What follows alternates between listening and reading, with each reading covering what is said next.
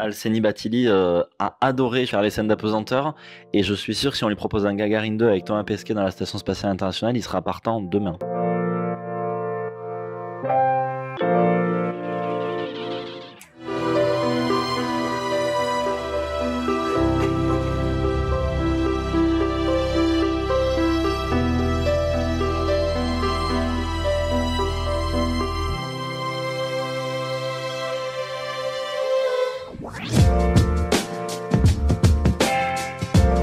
La différence, c'est que dans Mélancolia, la planète qui se rapproche de la Terre, c'est une menace qui est plutôt un mauvais présage, alors que nous, quand les personnages ont les yeux tournés vers les planètes au-dessus de leur tête, c'est plutôt un élan d'espoir. Pas mal de points communs, hein. La grue. Ouais, quand on a vu J'ai perdu mon corps, on s'est dit ah, ça va trop ressembler. Et en fait, on a beaucoup aimé ce film. Mais il y a une volonté de s'élever et de vivre des choses intimes dans une grue qui a un point commun. La beauté d'une danse collective. C'est vrai que cette première scène des Harmony Werkmeister, c'est quelque chose qui nous a énormément inspiré. On aurait adoré avoir l'idée avant lui. C'était pas possible. Mais non, c'est sublime. Cette scène un ensemble un peu de piliers de bar en fin de soirée qui demandent à l'un d'entre eux de leur faire le système solaire et l'éclipse. Et donc, il les prend les uns les autres. Toi, tu seras le soleil, tourne sur toi-même. Toi, tu seras la lune, tourne autour de la Terre. Et ainsi de suite. Et il raconte le cosmos avec des humains qui sont là ensemble dans un village au milieu de rien. Et cette magie-là, elle nous a énormément inspiré pour tout le rapport entre onirisme et réalisme qu'on a essayé d'équilibrer dans Gagarine. On porte un regard, je pense, sur les cités qui est un peu toujours le même. Et sans nier qu'il existe, nous on se dit on va plutôt prendre un autre point de vue, regarder d'autres personnes qui ont des rêves immenses et qu'on a envie de mettre en lumière. Il nous a dit direct, pour moi, Dali c'est un répliquant. Donc il avait Blade Runner en tête et il disait Dali c'est pas tout à fait un être humain, c'est un extraterrestre, il sait pas communiquer avec les autres, il regarde le monde comme s'il venait d'une autre planète et on lui a dit garde tout ça, parfait, exactement. Ça allait dans le sens effectivement de cette scène qu'on avait imaginée de Dervish Tourneur qui connectait notre personnage un petit peu entre le cosmos et la cité. C'est juste que je pense que Finnegan, il a incarné ça avec un élan de vie et de malice qu'on espérait, mais on savait pas trop comment le construire. Et donc, il y a eu à l'intérieur de ces scènes écrites pas mal d'improvisations de la part de Finnegan qui ont rapporté vachement de fraîcheur à ces moments-là. On est des gros fans du cinéma de Koreeda et je crois qu'on peut dire que c'est un cinéma qui est politique, même s'il est aussi très poétique et humain. Je dis politique parce que c'est un film qui décrypte la société dans laquelle il a grandi avec un regard toujours très juste à hauteur des gens qui vivent dans cette société. Et un film comme Nobody Knows ou Une affaire de famille, c'est des histoires qui nous ont bouleversés et qui ont fait beaucoup écho à notre écriture. Pour le pendant poétique, on parle souvent des films de Léos Carax. Nous, on est des gros fans de Mauvais Sang et de tous ces films d'après. On a trop hâte de voir Annette. Pour nous, c'est hyper intéressant parce qu'il filme des territoires qu'on connaît bien. Paris, le centre de Paris, mais avec un regard vachement original et nouveau et hyper poétique.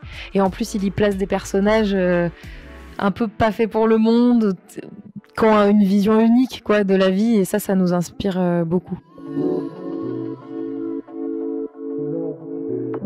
Alors pour Gagarine, on s'est amusé à revoir ou à voir même les grands films de science-fiction comme 2001. On a revu Blade Runner pour un côté un peu plus sale, organique et tout. Solaris, Rencontre du troisième type. On s'est vraiment amusé à faire appel à ces grandes références-là. Et après, évidemment, les réinterpréter et les mettre avec nos propres moyens. Ça a été une partie des inspirations. Un des derniers chocs un peu comme ça visuels qui nous avait happé et on était dans la construction du storyboard avec notre chef-op et de références images, c'est Moonlight, ce voile bleu qui couvre toutes les images et tous nos films ils sont toujours bleus.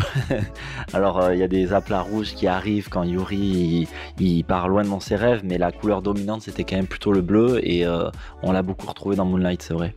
Et puis en termes de lumière aussi, pendant la fabrication du film, on a vu Burning qui est magnifique avec des jeux d'ombre et puis en plus des scènes de vie justement qui sont vachement léchées et pourtant sans jamais tuer la vie, le jeu, et ça c'était hyper inspirant pour nous. La jeune fille dans Okja. J'adore ce personnage féminin qui grandit au milieu des montagnes avec son gros cochon et qui va parcourir le monde pour le sauver. C'est un personnage qui est fort, rebelle, drôle, et c'est vrai que de manière générale, tous les personnages que Bong Joon-ho crée, ils ont un petit peu cette magie qu'on peut retrouver dans des BD comme Amer Béton ou Sunny, qui sont nous des romans graphiques qui nous inspirent vachement et qui ont souvent des personnages comme ça, très jeunes, hyper rebelles, remplis de forces complexes en eux. Le personnage de l'enfant dans Mud, je le trouve hyper beau. Déjà j'adore ce film, la lumière est magnifique. Et voilà, c'est un personnage d'aventurier quoi, mais qui vit dans son petit monde à lui, de l'enfance, et qui va découvrir la vie d'adulte, qu'est-ce que c'est. Et lui, il croit fort dans l'amour. Il y a une scène hyper belle où justement le personnage adulte lui parle d'amour et va essayer de pas trop le décevoir, quoi. E.T. direct. Ouais.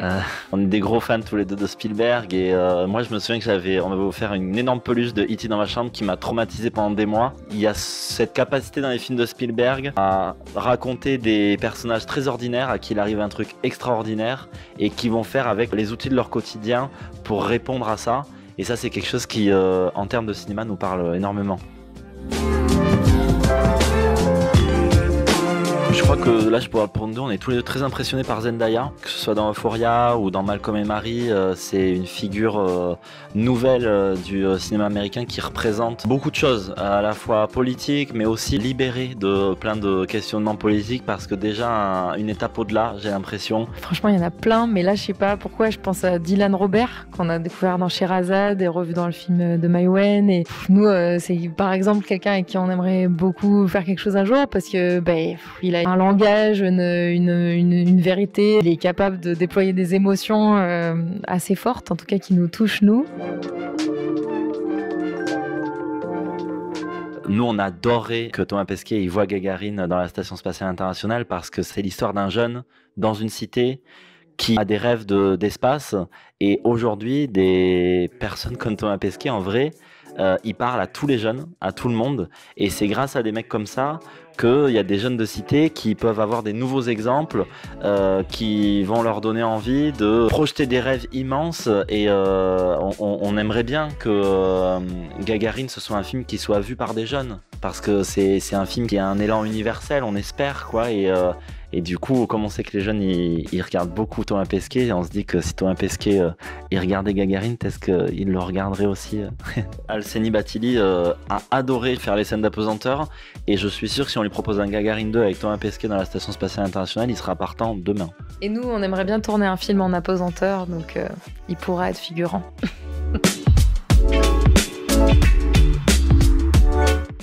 Moi, je sais pas pourquoi, mais j'ai envie de dire La Petite Sirène.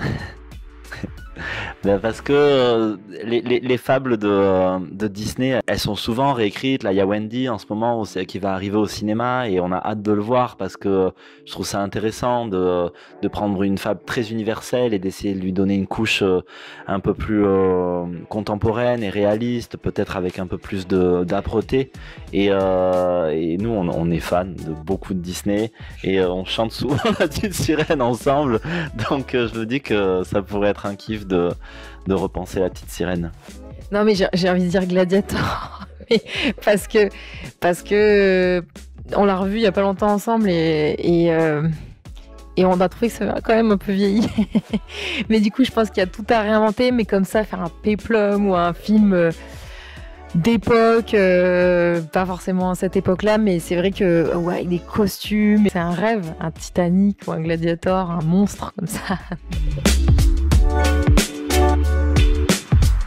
On en a profité pendant les confinements pour faire ce qu'on n'a aucun souci à faire nous pendant une pandémie, c'est écrire des films. Donc on a avancé sur nos futurs projets d'écriture. On n'a pas tout à fait le droit de se spoiler, mais on peut dire que c'est un film qui va plus loin dans la science-fiction que Gagarine, tout en gardant un ancrage social assez fort. Et c'est un film qui va se passer aux États-Unis.